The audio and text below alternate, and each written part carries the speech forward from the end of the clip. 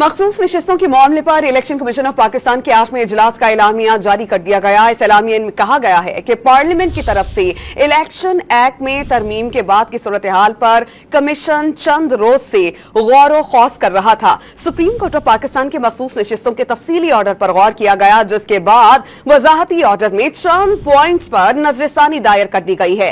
Election commission of Pakistan ने वाज़ेह किया कि तफसीली फैसला आने के बाद पहले से दायर शुदा नजरसानी पर एडिशनल ग्राउंड्स दाखिल किए गए हैं। सुप्रीम कोर्ट के ऑर्डर और बाद में पार्लियामेंट की मंजूर शुदा कानून की रोशनी में कमीशन को किस पर अमल करना होगा, इस पर सुप्रीम कोर्ट ऑफ पाकिस्तान ने सिविल मुतफर्रिक दरख्वास्त दाखिल की गई। इलेक्शन कमीशन ऑफ पाकिस्तान ने वाज़ेह किया कि तफसीली फैसला आने के बाद पहले से दायर शुदा नजरसानी पर एडिशनल ग्राउंड्स दाखिल किए गए हैं। सुप्रीम कोर्ट के ऑर्डर और बाद में पार्लियामेंट की मंजूर शुदा कानून की रोशनी में कमीशन को किस पर अमल करना होगा, इस पर सुप्रीम कोर्ट ऑफ पाकिस्तान ने सिविल मुतफर्रिक दरख्वास्त दाखिल की गई।